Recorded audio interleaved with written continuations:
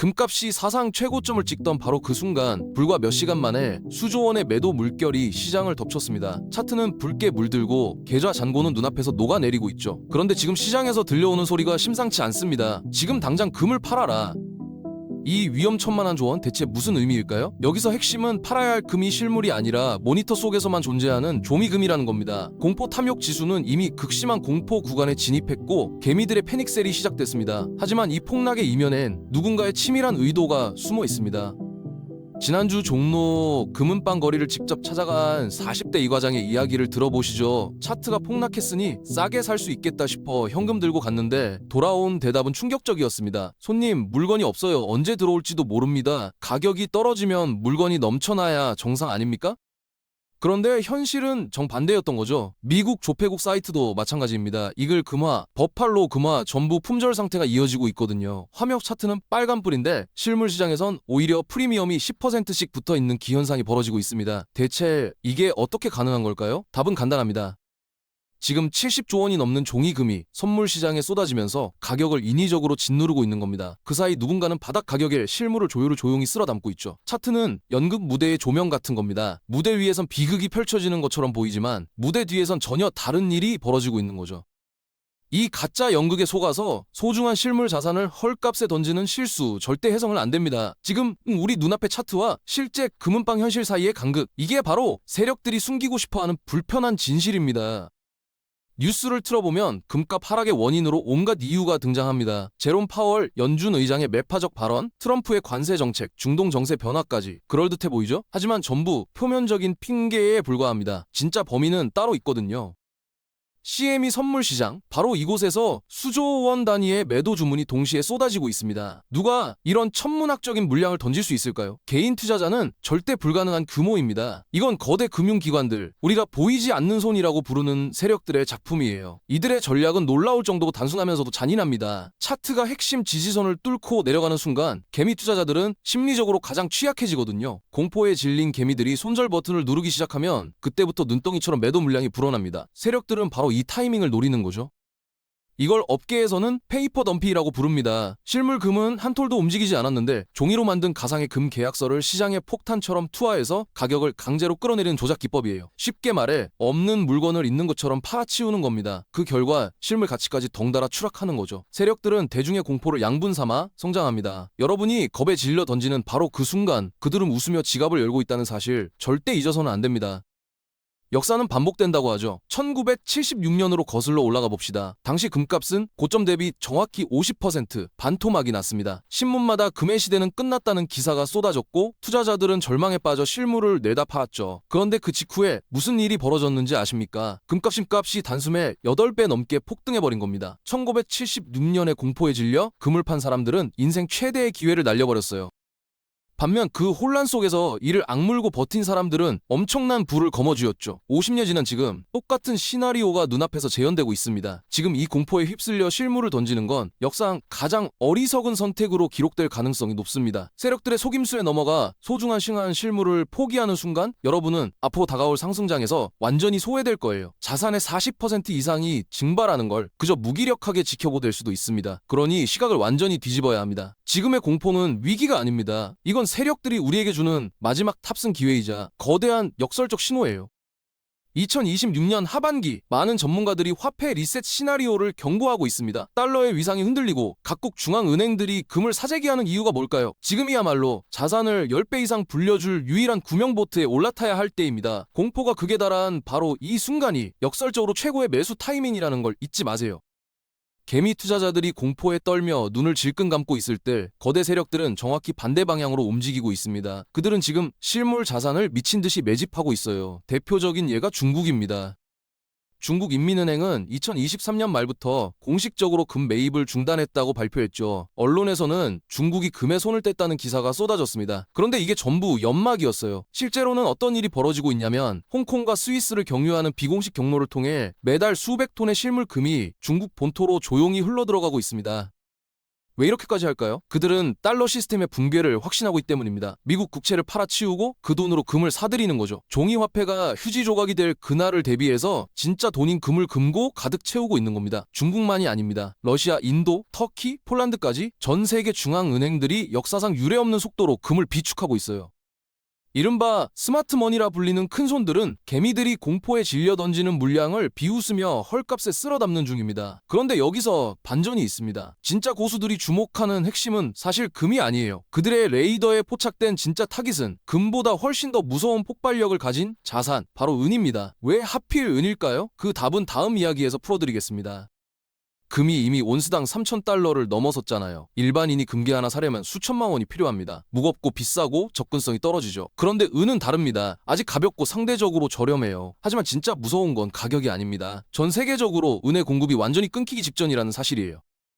2026년 현재 글로벌 은 거래의 심장이라 불리는 코맥스 거래소의 등록 재고량 한번 보시죠. 역사적 바닥을 드러내고 있습니다. 불과 5년 전만 해도 1억 5천만 온스가 넘던 재고가 지금은 3천 온스 아래로 곤두박질 쳤어요. 누군가가 작정하고 창고를 비우고 있는 겁니다. 이 재고가 완전히 바닥나는 순간 전 세계 금융 시스템은 마비될 위험에 처하게 됩니다. 그럼 은을 더 캐면 되지 않냐고요? 여기서 치명적인 문제가 있습니다. 은광은 오늘 발견했다고 내일 당장 캘 수 있는 게 아니거든요. 탐사하고 허가받고 광산 인프라 짓고 실제 생산까지 최소 10년이라는 물리적 시간이 필요합니다. 돈이 아무리 많아도 시간을 살 수는 없어요. 설령 내일 당장 은값이 10배로 뛴다고 해도 시장에 공급할 수 있는 물량에는 명확한 한계가 있다는 뜻입니다. 경제학에서 말하는 공급의 가격 비탄력성이 바로 이런 상황이에요. 가격이 올라도 공급이 따라오지 못하는 구조. 이건 곧 가격 폭등의 도화선입니다. 공급 절벽은 이제 예측이 아니라 피할 수 없는 현실로 다가오고 있습니다. 공급은 절벽으로 치닫고 있는데 수요 쪽은 어떨까요? 완전히 반대 상황입니다. 전 세계가 지금 은을 미친 듯이 빨아들이고 있어요. 탄소 중립, AI 혁명, 전기차 시대, 이 모든 거대한 흐름의 중심에 은이 있습니다. 잠깐 생각해보세요. AI 데이터 센터 하나가 돌아가려면 얼마나 는 서버가 필요할까요? 그 서버 안에 반도체, 연결 회로, 접점 하나하나에 전부 은이 들어갑니다.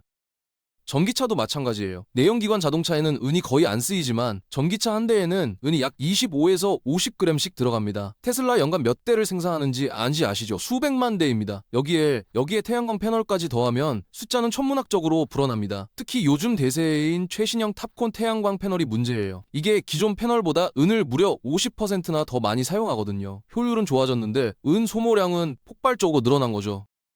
엔비디아, 테슬라, 애플 같은 빅테크 기업들이 왜 은 매집에 열을 올리는지 이제 이해가 되시죠? 이건 투기가 아닙니다. 기업의 생존이 걸린 문제예요. 은이 없으면 반도체도 전기차도 태양광도 단 1초도 작동할 수 없는 구조거든요. 각국 정부의 친환경 정책은 앞으로 더 강화될 겁니다. 유럽연합은 2035년부터 내연기관 판매를 전면 금지하기로 했고 미국도 태양광 보조금을 대폭 늘리고 있어요. 정책이 강해질수록 은의 고갈 속도는 빨라지고 은값 상승에 확실한 보증수포가 됩니다.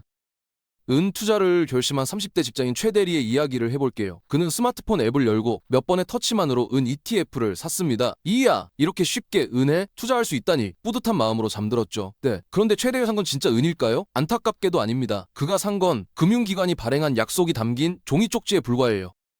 은 ETF, 실버 뱅킹, 은 통장 이런 상품들은 실제 은을 소유하는 게 아닙니다. 당신이 원할 때 은으로 바꿔드릴게요 라는 금융기관의 약속을 산 거예요. 시스템이 정상적으로 돌아갈 때는 아무 문제 없어 보이죠. 하지만 진짜 위기가 닥치면 어떻게 될까요? 2008년 금융위기 때를 떠올려 보세요. 멀쩡하던 은행들이 하루아침에 문을 닫았잖아요. 그때 은행이 고객들에게 실문을 내어줄 능력이 있을까요? 전혀 없었습니다.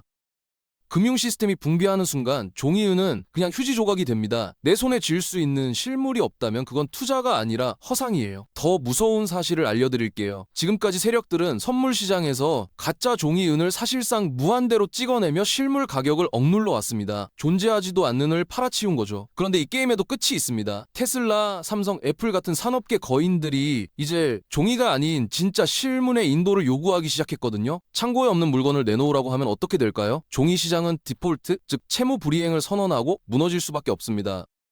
지금 우리가 살고 있는 시대를 경제학자들은 뭐라고 부르는지 아세요? 스태그플레이션입니다. 돈의 가치는 계속 떨어지는데 물가는 하늘 높은 줄 모르고 치솟는 최악의 조합이죠. 마트에 가보면 체감하잖아요. 작년에 5,000원이던 과일이 올해는 8,000원입니다. 월급은 그대로인데 장바구니는 점점 가벼워지고 있어요. 이런 시대에 과거에는 어떤 일이 벌어졌을까요?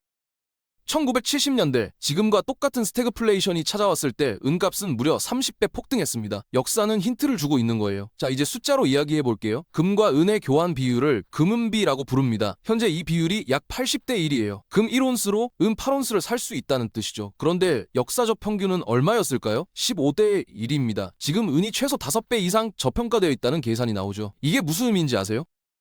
금값이 한 푼도 오르지 않고 제자리만 지켜도 은이 제 가치를 찾아가는 과정에서만 5배의 수익이 발생해야 정상이라는 겁니다. 수학적으로 이미 답이 나와 있는 거예요. 여기에 미국의 국가 부채까지 생각해 봅시다. 이미 38조 달러를 넘어섰고 이자만 갚는데 1조 달러가 넘게 들어갑니다. 결국 달러를 더 찍어낼 수밖에 없고 화폐 가치는 계속 떨어지겠죠. 이런 화폐 타락의 시대에 실물 자산인 은의 가치가 빛나는 건 필연입니다. 마지막으로 한 가지 더. 중국이 전 세계 은 정년의 60%를 장악하고 있다는 사실 알고 계셨나요? 중국이 자원 무기화를 선언하는 순간 은 가격은 그야말로 부르는 게 값이 될 겁니다. 자, 이제 실전 이야기를 해봅시다. 은을 사기로 마음먹었다면 무엇을 어떻게 사야 할까요? 인터넷에 검색하면 은 그래뉼이라는 게 나와요. 작은 은 알갱이들인데 그램당 가격이 가장 저렴하거든요. 그래서 초보자들이 혹하기 쉽죠. 하지만 절대 사지 마세요. 이건 산업용이에요. 나중에 팔려고 할 때 제값을 받기가 정말 힘듭니다. 숨도 증명도 어렵고 거래처도 마땅치 않거든요. 대신 전 세계에서 공식적으로 인정받는 법정 은화를 사세요. 캐나다 메이플 리프, 미국 아메리칸 이글, 오스트리아 필하모닉 같은 것들이요. 이런 은화들은 정부가 순도를 보증하기 때문에 어느 나라에서든 제값 받고 팔 수 있습니다. 실물을 살 때 스팟 가격보다 웃돈, 즉 프리미엄이 붙는다고 불평하시는 분들 계시죠. 그런데 이걸 비용으로 생각하면 안 돼요. 이건 희소성에 대한 손투자입니다. 나중에 진짜 물건이 바닥나면 그 프리미엄은 몇 배로 불어서 돌아옵니다. 다음은 매수 전략이에요. 제발 한 번에 올인하지 마세요. 50대 박 사장님이 퇴직금 전부를 한 번에 은에 넣었다가 단기 하락에 멘탈이 무너진 사례를 봤거든요. 그러지 말고 월급의 일정 비율로 적금 붓듯이 꾸준히 분할 매수하세요. 가격이 떨어지면 어떻게 해야 할까요? 울어야 할까요? 아니요, 웃어야 합니다. 더 싼 가격에 수량을 늘릴 수 있는 기회가 온 거니까요. 이런 마인드시 없으면 변동성을 버틸 수가 없어요. 마지막으로 이것만 기억하세요. 게임은 투자는 단거리 경주가 아닙니다. 다가올 시스템 붕괴로부터 나와 내 가족을 지키기 위한 마라톤이에요. 조급해하지 말고 길게 보고 꾸준히 쌓아가시길 바랍니다. 2030년 은 수요는 공급을 수억 온스나 초과할 것으로 예측됩니다. 지금 이 기차를 놓치면 다시는 탑승 기회가 없을 수도 있어요. 비트코인도 훌륭한 자산이지만 전기가 끊기면 무용지물이 됩니다. 반면 은은 어떤 상황에서도 물리적 가치를 보존하는 최후의 방패죠. 이건 단순한 투자가 아닙니다. 다가올 경제적 쓰나미로부터 가족을 지킬 노아의 방주를 만드는 작업이에요. 부의 대이동은 이미 시작됐습니다. 남들이 못하는 진실을 꿰뚫어보고 행동하는 사람만이 새로운 부의 주인공이 될 겁니다. 종이의 시대는 저물고 실물의 시대가 오고 있습니다.